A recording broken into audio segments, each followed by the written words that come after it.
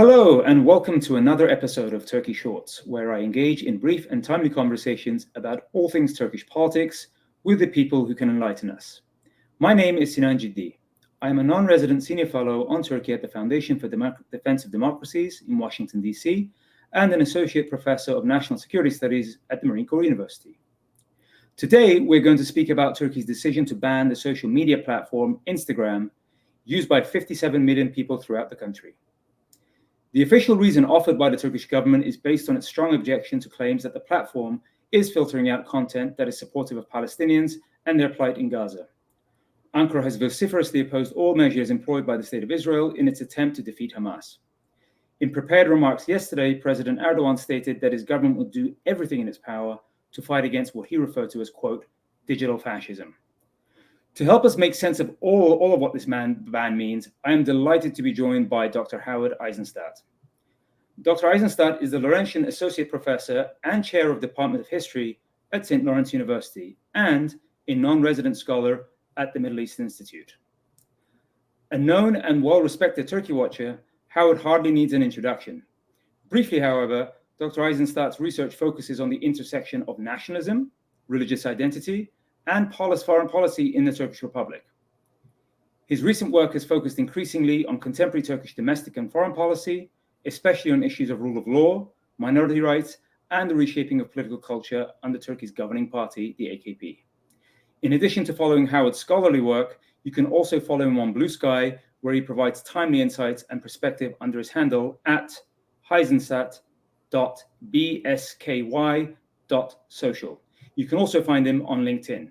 So without further ado, Howard, welcome to the show. Hey, Sinan, good to be with you. So let's jump right in. We have three questions, hopefully. So Howard, this is not the first time, as you and I both well know, that the Turkish government has banned a social media platform. In the past, we have seen YouTube shut down, as well as Twitter being slowed down during times of unrest, especially during the Gezi Park protests of 2013. To put it mildly, Erdogan is no fan of traditional and social media platform criticisms. So what is different this time? What do you consider to be the main motivation for closing down Instagram? So let me take the first part of the question first. What's different? It has not been typical in recent years for the government to shut down social media companies, though it has throttled them during elections and things like that. So this is actually something of a break from recent past, though, as you note, certainly there was a time when they were blocking social media companies quite often. I think so. The specific thing that happened was that after the assassination of Haniyeh, the members of the Turkish government posted condolence messages on Instagram. Those were apparently blocked by Meta's own internal anti-terror measures. I think it resonated with concerns about that have been discussed not only in Turkey but in the Western media about social media companies throttling pro-Palestinian messages. I think that was lumped in for them with that, and I think it was effectively a tit for tat. One of the things that was interesting about it was the extent to which it reflected tensions between the government and the Constitutional Court. The government doesn't have the right to simply block social media companies willy-nilly. It has to go through the courts. It did not do so. The court reminded the government of that, but in the end, Instagram's still being blocked. Right. So do you think this is just the beginning, or another way of putting it, is the Instagram ban, do you think, the beginning of a process that will possibly see other platforms be limited or shut down? Because it seems to me, as you correctly point out, that this is not necessarily unprecedented, but it is quite a break from the government's past behavior on what it's done with social media. And the thing that sort of I was thinking about was, as a means to really stem the tide of increasing sort of anti-government vitriol with the worsening economic situation in Turkey brought on by about by very heavy inflation and the lack of price and wage increases. Essentially, that's a corollary to that. Yeah, it's possible that they will continue. They certainly would prefer to have local social media companies take over those market shares and be under tighter control. I suspect that they won't radically expand this because in the end, those sorts of very blatant sorts of repression aren't very popular with the Turkish public as a whole. They don't reassure foreign investors.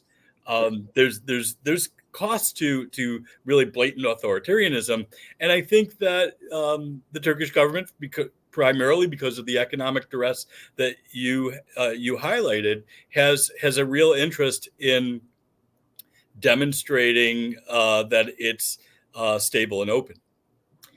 Yeah, and the one thing that it sort of coincided, I think it's quite interestingly, with sort of the Venezuelan president's a sort of meme this morning, if you can call it that, whereby he sort of showed himself deleting his membership of WhatsApp, and that they're essentially, thinking of encouraging his citizens to join an alternate platform, which is, I think, read by the Russians or the Chinese, I cannot remember which.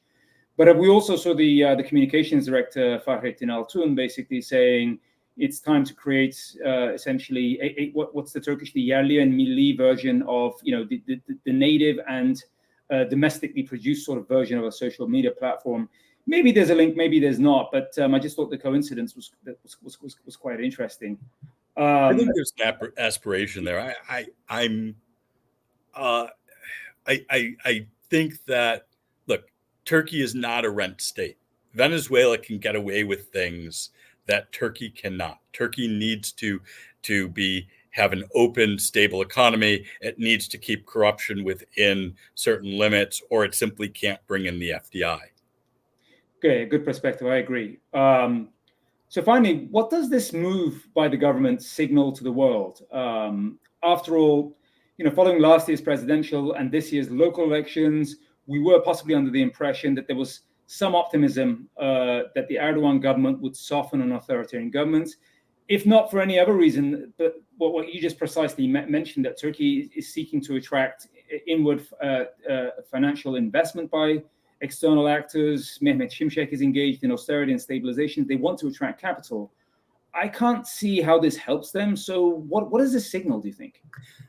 I mean, I think that they were hoping to highlight what they see as a hypocrisy on the part of companies like Meta, and I think that there is certainly an audience for that. I think that there's certainly an international and domestic audience for speaking in favor of the Palestinians.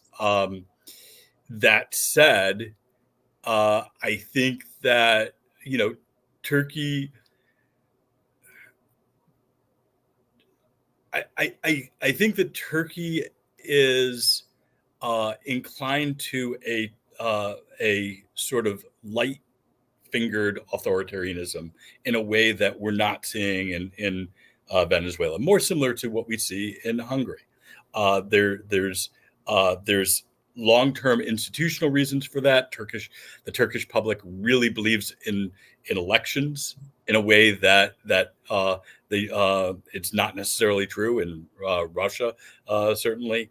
And they need to bring in the FDI. At the same time, it is not a free, open media space. It is not a place where free and open discussions can occur. As we, if you read the human rights oriented press, there are arrests every week, virtually every day for relatively minor infractions.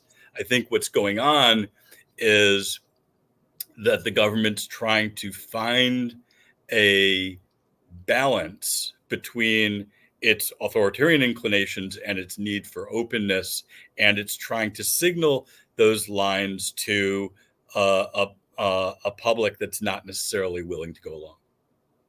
Yeah, no arguments there. And just coincidentally, in addition, other than FDI, one of the unintended or unexpected consequences possibly is just how much social media trade and business activity was disrupted by this. There's reports of numerous online traders in Turkey who rely on Instagram for business having to find alternatives because essentially right now their trading platforms' ability to buy and sell goods has been severely curtailed. So lots to unpack here, and obviously a need of a deeper conversation. But for now, thank you very much for your time, Howard, and it's a pleasure to have you on here, and hope to see you again soon. My pleasure. Take care, Sinan.